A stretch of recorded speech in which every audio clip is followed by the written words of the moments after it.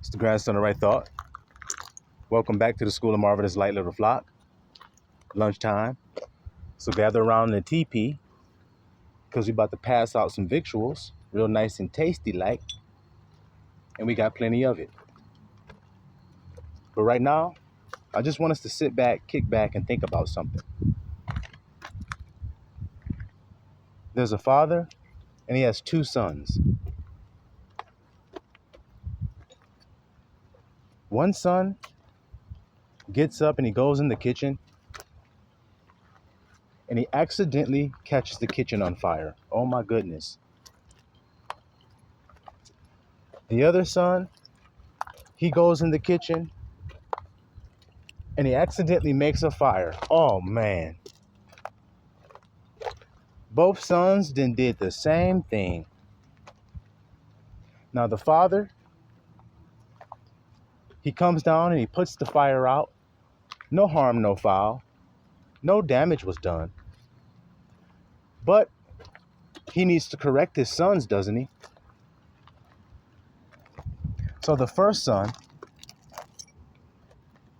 let's say the younger son, the father says, "You lit my kitchen on fire. Now I'm going to chastise you because of that act that you did." And he whoops the son. And he calls the son all kinds of names. And he reprimands him harshly for lighting this fire in the kitchen. And the other son, he does the same thing. They get the same punishment, the same chastisement. Now, little flock, what do you think of that father so far? For sharply chastising his son, for almost burning his house down. His sons, for almost burning his house down. What do you think of that father? Now, let's add something else to the mix here. The younger son, when he got up that morning, he had an idea. And the desire of his heart was to go downstairs, cook breakfast for his father, so that his father didn't have to make them breakfast like he always does every other day. He was going to take the load off of his father by making breakfast that morning. But you know how children are. They don't know how everything works and how to use everything yet. They don't have much experience, if any experience at all. So he made a mistake and accidentally lit a fire in the kitchen. The other son woke up that morning and said, "You know what? I just want to burn this damn house down. I hate this house and I hate living here. Hate my dad. So I'll just go in the kitchen, make it look like I'm cooking breakfast. And I did an accident and accidentally caught the kitchen on fire. I didn't know what I was doing." Do you see? So we've added in something to the mix that's very important, didn't we, little flock? What did we add to the mix that's very important here? The intention of the heart. Now I want to ask you guys a question. How does Abba, the father, how does he judge? Now that father I told you about, that earthly father, how did he judge? He judged by the act. In other words, he judged by the outward appearance of how it looked. You shouldn't have been in here working in my kitchen anyway. That's what I do. I come and make you guys breakfast, and this is why. You're too stupid and dumb to even know how to turn the damn stove on. Look at you. You're pathetic. What the hell were you thinking in my damn kitchen? All he cares about is that a fire got started. That's all he's focusing on. But what did we say about Abba, the Father? Our Heavenly Father. See, that's why Yahushua made sure to add that in when you pray. Our Father which art in heaven. Shit. Told you how the earthly father did it. He judged wrong because men judge outward appearance. Abba said that. Our Heavenly Father did. So let's see. We said he judges by the heart. He judged the intent of the heart. Is it not written? So then, when he came downstairs, what would he have done? He would have came to his younger son and said, son, what were you doing? And then his son would have told him that. Now, do you think he would have beat him, whooped him, reprimanded him harshly after his son told him the intent of his heart? But did he even get a chance to tell his father the intent of his heart? I want all of you parents, especially you fathers who are listening, to hear that right now. Have you judged it right, what your child has done, if you have judged it according to how it looked, and instead you didn't judge it based off of the intents of your child? Now, we haven't started on the older son yet, because we're going to see how wicked it is when you see it, if you haven't seen it already. So the one son's intent was pure. So should he have gotten the whooping? Remember, they both got a whooping according to outward appearance because they both did the same act. This is what I want the little flock to hear. Remember, there's an accuser of the brethren. So don't get up in arms about being accused. Get used to it, little flockulators. You hear what I'm saying to you? There is an accuser who likes to accuse you and accuse you and accuse you. Well, what is the end result of that accuser? He gets cast down. So then ain't no need in even paying any attention to his accusations then, is it? No, it isn't. But I know when you're in the carnal mind, you want to take up arms when somebody disrespects you or offends you. I've made videos about that. Most recently, I made a video talking about it. Talk about offense for offenses. This is the offense that I'm talking about. Not taking it personal, not even paying it attention, because he's cast down. If his accusations were valid, then he would have been hoisted up. But he's cast down, which means his accusations were false. Well, what did they do to Yahusha? They false accused. And they did it all day, and they couldn't even find anybody. That's what it said. They tried and tried and tried and tried and tried and tried. And that's what it mean when they take you to court? They try you. See? Well, when you are tried, what should you do? Keep the word of his patience like I told you. You see it? So now, that child intent of his heart was pure, to do something good for his father, to take the load off of his father, to do something loving and thoughtful. So he deserves to get whooped for how it turned out? Well, there's a lot of people who do that. I heard a mother tell her child one day, guys. She said, go get the clothes out of the washer and put them into the dryer. And the girl said, okay. And the mother said, well, come here real quick. And the daughter went, and the mother whooped her. And she said, why are you whooping me? And the mother said, because the last time I told you to do it, you didn't do it. So I'm whooping you for the last time. But ain't I doing it right now and you told me to do it? See what I mean about earthly logic? Love keeps no record of wrong, and you love your child, but you're whooping your child for something that she did that you said was wrong before, and you love your child, but love keeps no record of wrongs? What in the jack is going on here? What the jack is going on? You hear what I'm saying, little flock? So part of the duty of the Spirit is to tell you to reprove the world of judgment. That's what I'm doing right now through this parable of the two sons. And you can see it clearly that if you judge him by outward, then you're going to judge him wrong. But if you saw the intent of his heart, then you said, okay, son, no harm, no foul. Nothing did get burnt up. So there's no need in even being angry. And second of all, the intent of your heart was right and pure. You love me. You were looking to do something good for me. So then let me act according to the desire of your heart. What you had was to see me go, wow, that's amazing, son. These pancakes are so good. Thanks for making them for me. That was the desire of your heart. Now, by the work of your hands, you stumbled and fell, because that happens. That happens as you grow, son. But since that was the intent of your heart, then I'm still going to act joyful. You see how that's the opposite of whooping his ass because of how it looked? Now, when you go to that other son, the older son, you say, hey, son, what happened in the kitchen this morning? And then he lies and says, well, Dad, he saw the other brother. He goes, well, Dad, I saw that you were He's always in the kitchen cooking and everything. He's trying to verbatim say, remember the words his brother said. Shit, but those did he say that Dad liked? He said, because Dad patted him on the head. Fuck, let me see. Look at Kane. Let me see what I can say. Yeah, you cook pancakes every Sunday morning, and I just figured you can sleep in, and I was going to make the pancakes for you.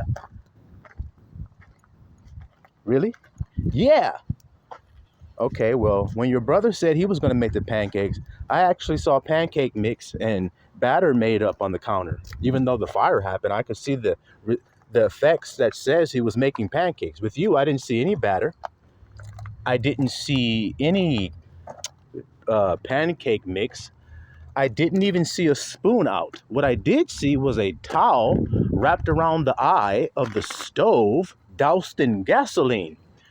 That's what I did see and smell. So then you said you were cooking breakfast? When have you ever seen your dad take a towel, douse it in gasoline, wrap it around the eye of the stove, and turn it on?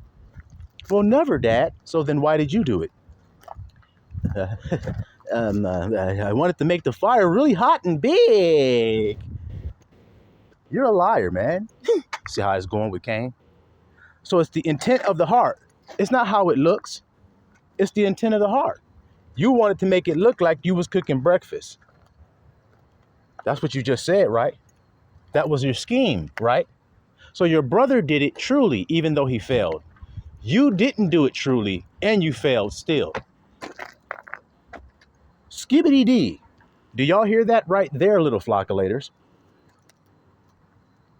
Did you hear it right there? So you see how Abba judges? Before they had done any work, the Bible says, he had already judged who he wanted so that his election might stand. So they hadn't done any physical thing. They had not even went down there and made no damn pancakes or nothing at all. Before Abba already said that younger one is better than the older one. Read Genesis and see. Read it and see. So then, like I said, how would you judge the one that premeditated said, hey, you looked in his heart and could see the intents of his heart like Abba, and you say, no, son, it's clear by that rag there in gasoline that you were intending on making the fire. And you finally break him down and it gets done and admit it. Yeah, I did it on purpose. You say, why? Because I hate you. I wanted to burn this fucking house down and kill everybody. Who needs the good ass whooping? Both of them? Because they both lit a fire? I hope you guys can hear the wisdom of what I'm saying here at the School of Marvelous Light. The subtlety of how people miss the mark with their own children and their own wives and their own husbands. Y'all need to judge each other correctly and realistically and stop judging each other by a standard that nobody can fulfill. God already told you that anybody who's seeking something by works of their hands will not be fulfilled. But y'all all judge each other on that, on what you call performance, not the intention. You don't judge the intent of the heart. You judge by the performance that you see. And if their performance is good, then it must be good. No, that's not the way it works. That's not actually real. So then what would be wise? To stop doing that. But isn't it hard to get people to stop doing that? Isn't it? People judge wrong all the damn time. And what's the wrong that they're judging? That they're not judging by the intents of the heart. It's that simple.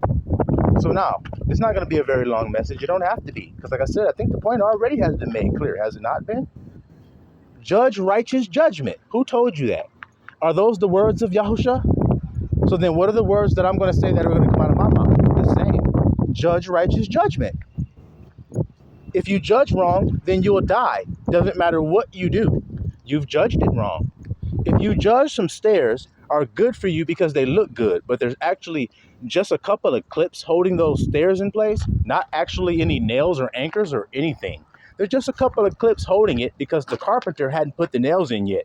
But you looked and you looked like it was good. So you stepped up and you went up a couple of creaks and clips, broke your way. Hold on.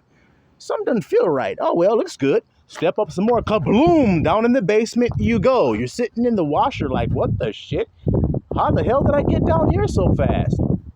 Yeah, your ass ended up in the basement right where your thoughts are. Right where your judgment is. That's why you're sitting in that damn basement down there with a spider web on your forehead and a spider going past that just got done sucking the life out of that fly in your damn ear. lying to you. Yeah, it looks good, doesn't it? But that doesn't mean that it is. No wonder you eat shit, Lord of the Flies. Sheesh. No wonder you're always on some caca. What am I saying? No wonder your thoughts are always disgusting and low and nasty. Because you listen to Beelzebub that has stinking ass dead thoughts. The carnal mind is death. So then what represents death better than flies? Oh my goodness. Guys, can you see that? They're a little flock of laters. So look at how idiotic it was what they were saying about Yahusha, saying that he does what he does by the power of Beelzebub. He's setting people free and healing people by the power of death. That's how he's bringing life back into people's breath, into their lungs again. Like Lazarus, it's because he's death himself. No, you think he's death because he's killing all of you, just like they think about me. I told you, I'm the Punisher. I'm the third part of the plant. When you look at that symbol, the Punisher, you'll see a Roman numeral 3 right in the bottom of that skull's mouth. The Punisher, the one who's going to punish. The one who's bringing God's vengeance. Of course, he looks like a killer to you. That's why when I made a video, when I was prophesying about the downfall of mankind, I put the Grim Reaper with an hourglass hanging for the thumbnail of that video, because I know that's how I'm going to look to you guys. How do I know? Because how did Moses look? Well, according to Zipporah, he was a bloody man. Well, that's not surprising you're saying that, Zipporah. Why? Because what did they say about David?